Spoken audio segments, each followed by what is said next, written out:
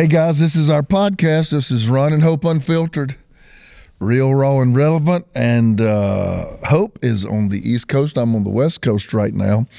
So she's holding things down there. I've got things here that I'm taking care of. So I'm flying solo today on the podcast. Please don't turn it because she's not here. I know she's funnier.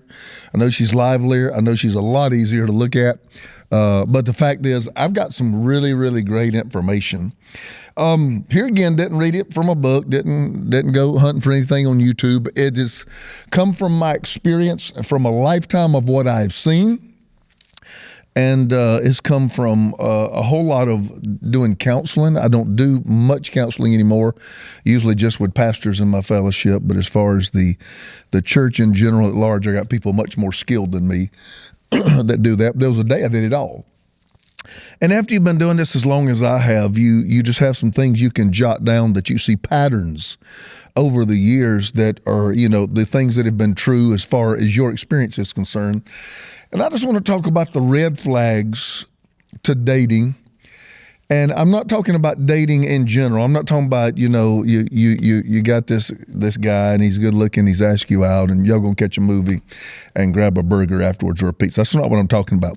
But I'm talking about the people probably, either they have already entered their occupation, their job career, or maybe finishing up school, getting their feet wet in their first marketplace, decision after schooling.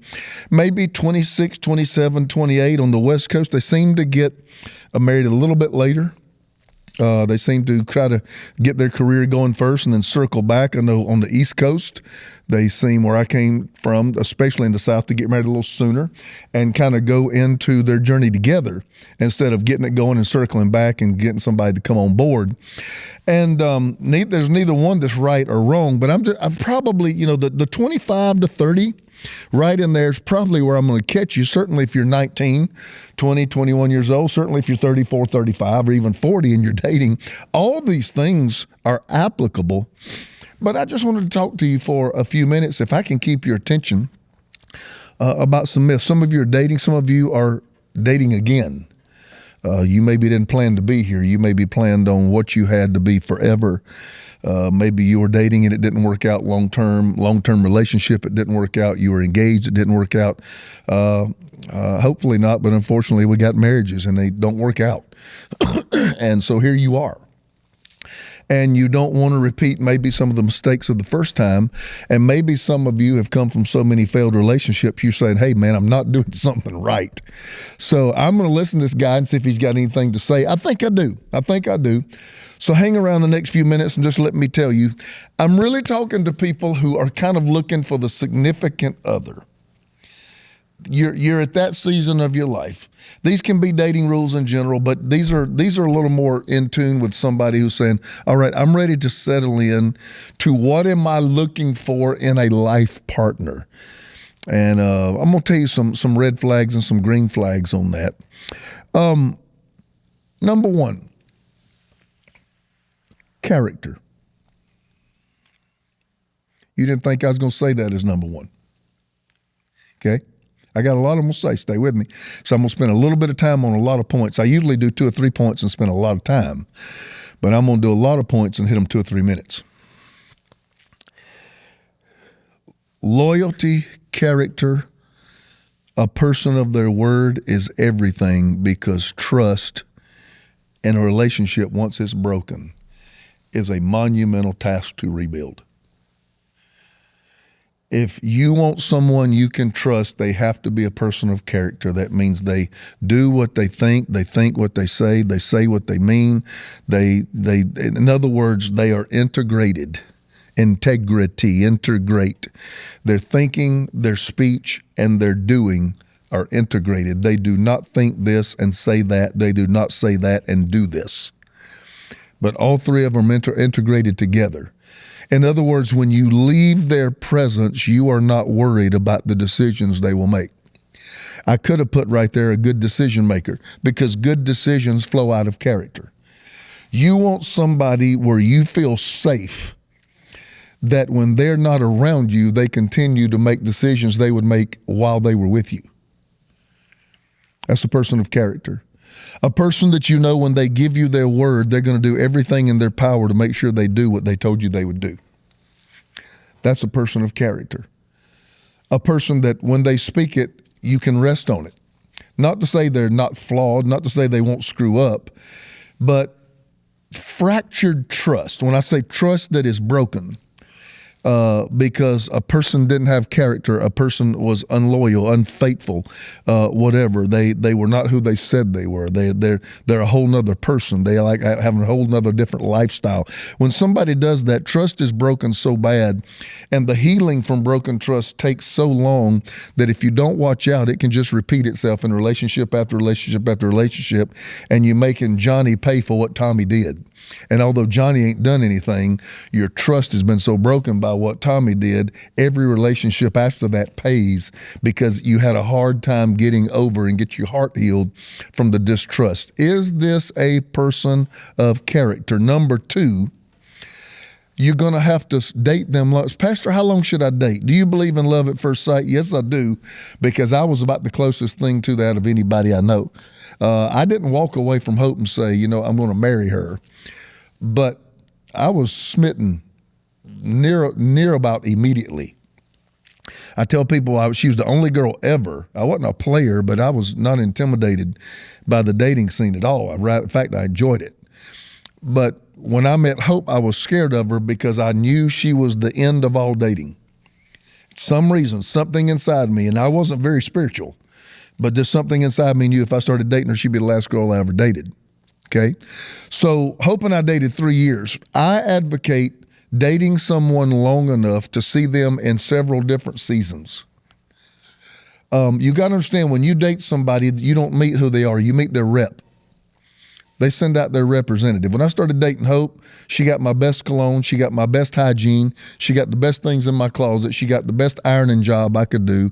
She got the best of everything. That is a representation of Ron, but that is not a consistent Ron. I can't hold that standard every single time you see me. My breath can't be good every time that I'm around you. My hair can't be perfectly combed every time around you.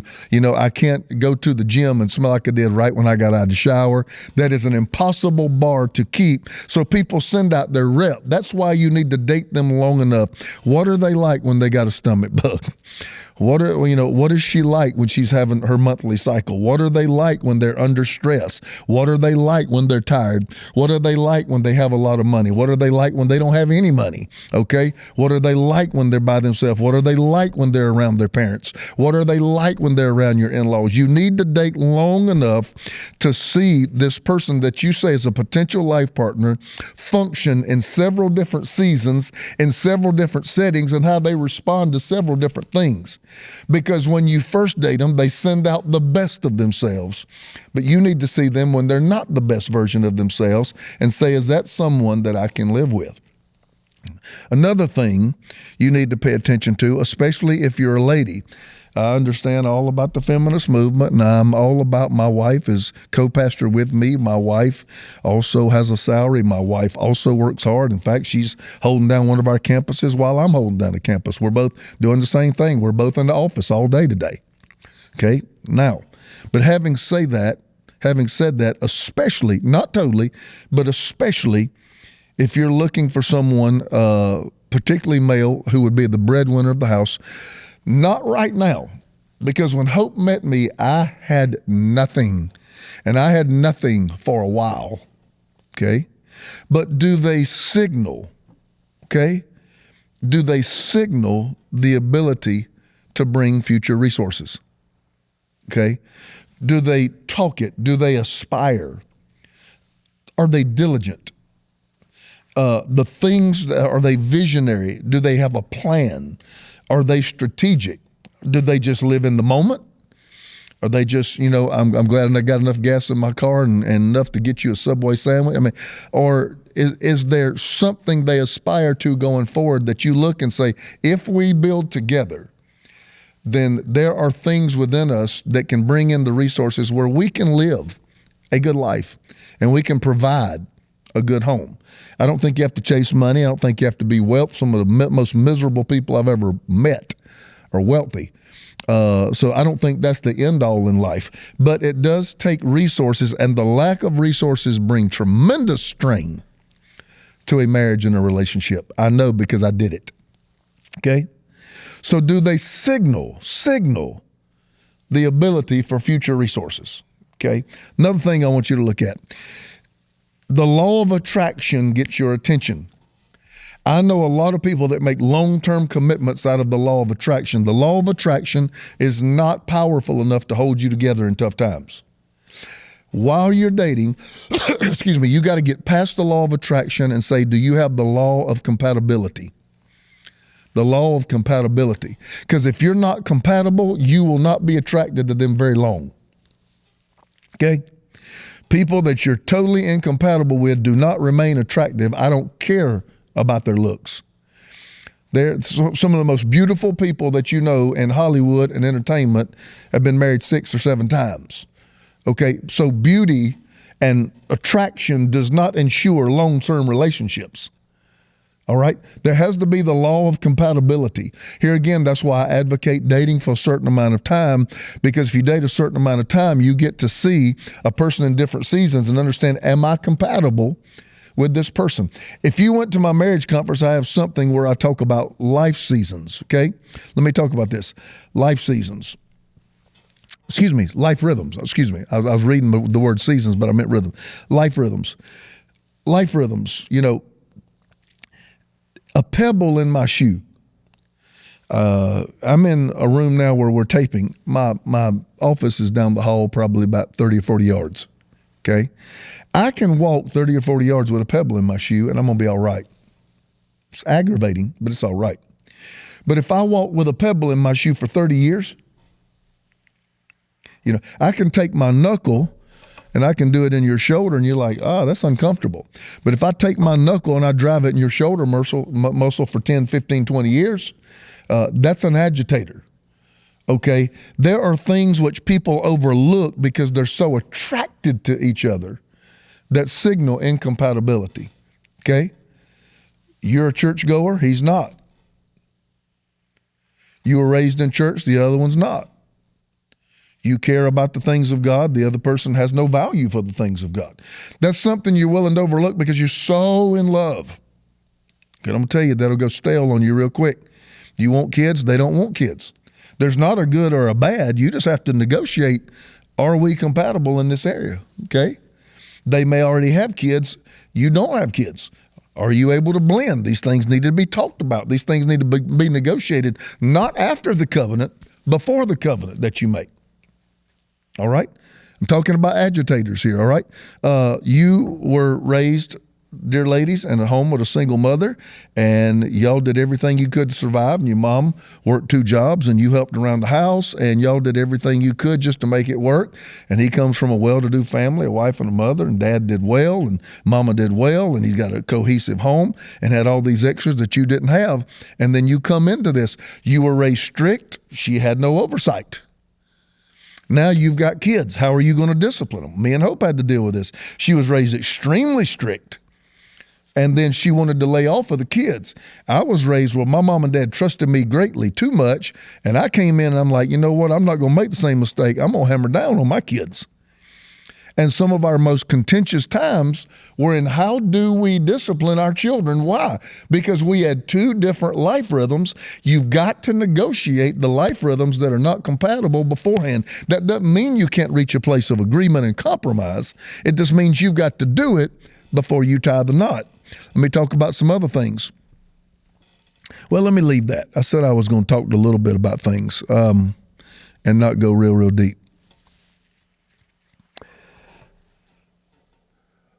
Are you friends? Hope is my very, very best friend. Oh, no. She's my best bud. We do everything together. Everything. There's no one I would rather go on a trip with than Hope. There's no one I'd rather hang out with than Hope. When I get a day off, there's no one I'd rather spend it with than Hope, you know. If I'm going to wash dishes, I'm going to wash dishes with Hope. I'm going to fold clothes. I want to fold clothes with Hope. If I'm going to go out and eat, I want to go out and eat with Hope. If we're going to sit up and watch a movie, I want to sit up and watch a movie with Hope. She's my buddy. Can you be best friends? Best friends are created out of likenesses. You both love Mexican food. You both love Asian food. You both love action movies. Okay. You both love chick flicks. Okay. You both love the beach, or you both love the mountains. Okay. You both love a certain style of music. On and on and on and on. Great friendships are created out of commonalities. Okay. Do you have great things in common that make you great friends? Right? Now, are you also great partners? Because friendship and partnerships, the characteristics of those contradict each other. You do not need a partner because they are just like you. You need a partner because they bring to the table something you don't. Is the person you're looking at being a life partner with, do they bring anything to the table? The only number that does not add anything to the equation is 0. Do not marry a 0. They have to bring something to the table. If you're the only one that's got it all going on, give them some time. You don't need to tie that knot until they've proven they can bring some value to the table of this marriage. No relationship has ever lasted when one side is making all the investment and the other side is doing all the taking. It's just like an ATM machine. If you keep making withdrawals and you don't ever make deposits, you go one day and it says account empty. And that's how a relationship is sucked dry when one person's doing all the giving and one person's doing all the taking. Even Jesus one day turned around and spun on his disciples and said, unless you eat my flesh and drink my blood, you have no part with me. In other words, you're here for the healing lines. You're here to see me cast out devils. You're here for the 5 loaves. You're here for the 2 fish. You're here for the free meals. You're here for everything. But at some time or another, you got to love me back. Even Jesus said that. And so how do you think you can sustain a relationship where you're doing 90% of the output and the other person's doing 90% of the taking? That is a major, major red flag in the dating relationship. And you need to own up to it. Here again, that's getting past attraction. Don't be so attracted that you're blind to it. Be honest with yourself about it when that is raised. Now, are you a partner? All right? I want the details done. Okay? I will inspect to see if they've been done, but I don't want to do them. Hope wants to do the details. Therefore, she is a great, great partner. I tend to be serious. She is very free-spirited. If I didn't have that, I'd be the boringest guy in the world. And if she didn't have me, she wouldn't have any structure. So we are great, great partners. You are friends out of your commonalities. You are partners out of your differences. Isn't that interesting? Okay? I try to make money. Hope is a great spender.